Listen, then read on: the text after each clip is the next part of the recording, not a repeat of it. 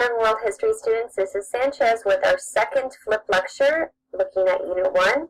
And today's flip lecture, we're going to go and focus on democracy developing in England. Now, before we get started with our flip lecture, I want to remind you guys in terms of selecting a style to organize and format your notes. You don't want to just watch for the next 10 minutes and simply just write down random information. So someone asked me last time, could you maybe show us some of the formats? So last time in the flip lecture, I introduced something Cornell notes. So again, you can kind of see what I described in the first flip lecture, where the bulk of your notes are going to be the right-hand side. So you're going to draw a line in the margin or maybe fold your paper over, and that's where you'll put your cues, your questions, or annotations from class. Here's another example of something called three-column notes. So in this case, the student has set up for vocabulary. You could easily do this for your flip lecture notes. So one column could be perhaps for your main headings or the bold that would feature in the slides. The center, which I would probably make a little bit wider, will be the bulk of your notes. And then the third column, in this case, you could draw symbols or pictures or annotations that remind you of what the content goes over. All right, and the last one is something called mind mapping. And again, if you tend to be more visual, this might be a great way to organize your notes. So in this case, for example, today's lecture is called Democracy Develops in England. So you put that kind of the center level, like the student did energy transformation. And then basically each of the slide titles, you create separate bubbles, and then you can kind of branch out from there. So remember, try to select one or maybe play out with each style to see what kind of necessarily will help you organize the content. All right, so let's go ahead and get started. So when you know your notes, I want you to go ahead and title it, and we'll use the title Democracy Develops in England. And let's go ahead and have a quick flashback. So on the screen, I wrote two words. The first one is absolutism. And at this point, hopefully, you're starting to build your understanding that absolutism is where one leader, one king, one ruler has absolute and complete power over a particular state or country. So in your Google Slides projects, you guys are looking through the history of absolute monarchs. So, for example, some of you may be researching Philip of Spain, or maybe going to King Louis XIV from France. A lot of these absolute monarchs, when they claimed complete and total power, they justified that, or basically the reason why they were taking that power is they used something called divine right. And if we're looking at divine right, basically that boils down to that the king believes that he is God's representative on earth, he is anointed, he is chosen, and therefore, again, that justifies why he should have that complete power over his subjects. So in this lecture, I want to go ahead and use the case study of England, because the title of today's lecture is Democracy Develops in England. So hopefully when you saw democracy, that also tied us back to the fact democracy doesn't mean someone, one person calling a shot at absolute authority. In a democracy, the people have a voice. Citizens have a role, whether again through voting or representation. So on the first slide right here, I put the title, Changes in England. And if we go way back in English history, and this is going back to even when you studied in 7th grade, we know that during the feudal times of England, for the most part, the king, the Middle Ages, called the shots. One of the first important events that happens in English history comes under the rule of King Henry. Now, remember, I told you for this class, you don't need to memorize all the dates, but I do want you to have a flow in terms of which leaders come first, second, and third. So in this case, King Henry II rules from 1154 to about 1189. And some of the things that he did to help give his citizens rights, some things that were changing. Because remember, one of our essential questions and major themes of this class is how do citizens gain rights? How do we are addressing human rights and democratic rights and making sure people have civil rights.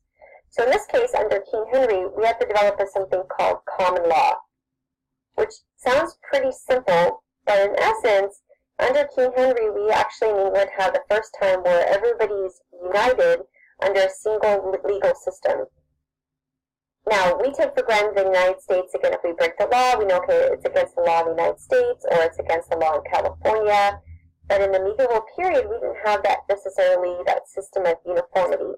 The law could be different in this town, or this village, or under this particular lord, or this, ruler in England. So King Henry basically said that we're going to take the time to go around and to actually, interview people and make sure that we actually find out how people are being tried. And this is really the basics of the legal system in other, European countries, and you could argue the United States, of actually taking the time to actually write down and try to make sure the law is equally applied across the board. Now, even though King Henry did put forth a major step of trying to organize the law, common law, you could really argue one of the major developments in English history, and one of the reasons why we're taking the time to use England just as the case study, of the switch from a system of absolute authority where the king calls the shots where he says go, to an actual democracy of more representative government. It all boils back to one single document, which is known as the Magna Carta. The Magna Carta, we could say, is pretty much the first documents, we call them the first documents of democracy. It lays the groundwork. So if you've heard of documents like, for example, the U.S. Bill of Rights, we talked about in class. You've heard of documents like the U.S. Constitution. There are documents like the Declaration of Independence. Maybe you've heard of documents like the Declaration of the Rights of Man, or maybe the English Bill of Rights. This one sets the stage, and this document was actually created in 1215. So this document actually was signed by King John, which is the next ruler.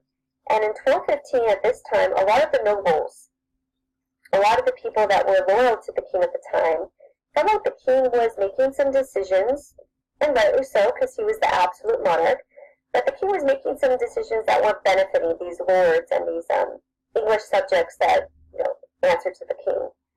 And most of them kind of boiled down to financial decisions.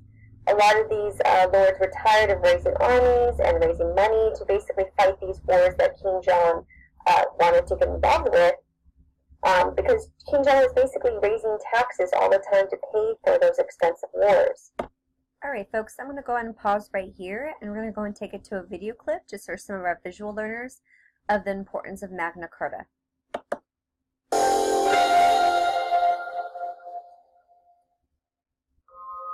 This is the story of an 800-year-old medieval document known as Magna Carta, or the Great Charter.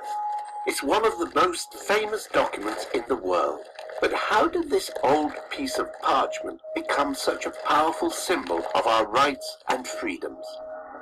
Magna Carta was granted in 1215 and established for the first time that everyone, even the king, had to obey the law. When Magna Carta was printed for the first time, it became the first law that all English lawyers studied.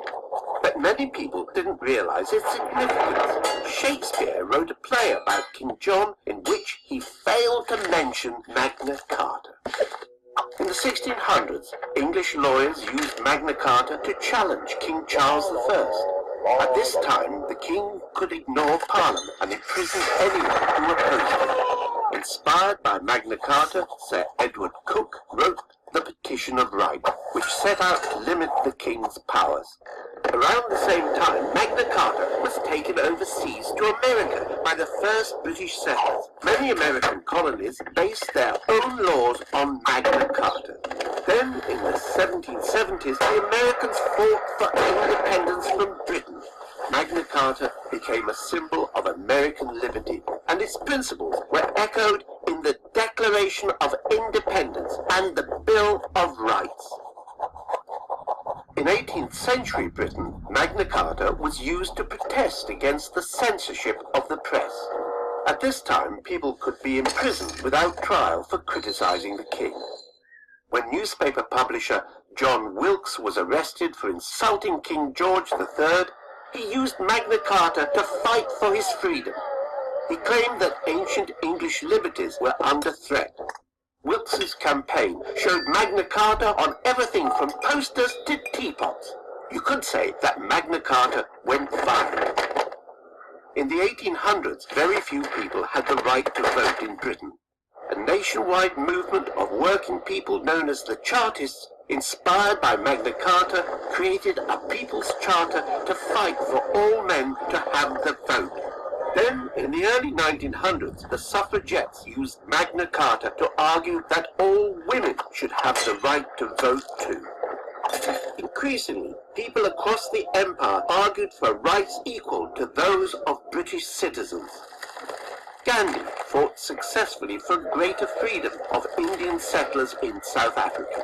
He described the resulting document as the Magna Carta of our liberty in this land.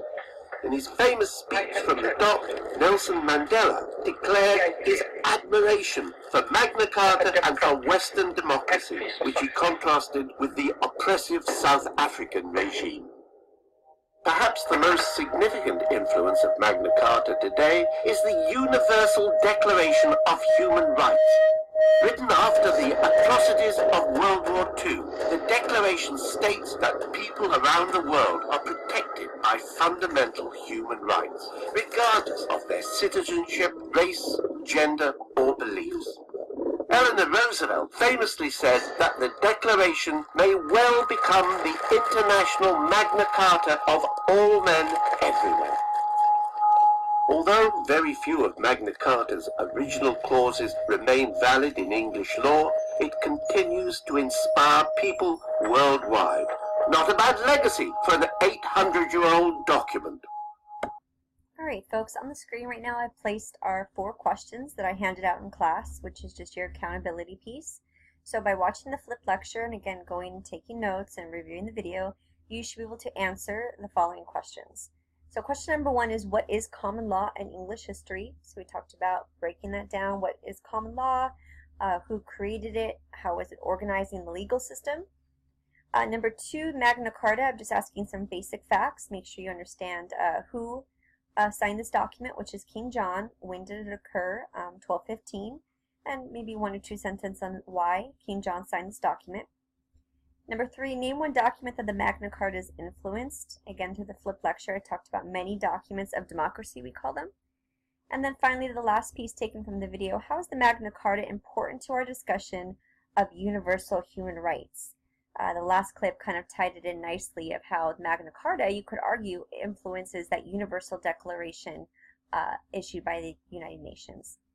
Alright, so if you need to go over your notes, go back to the flipped lecture, and I'll be collecting these 4 questions in class.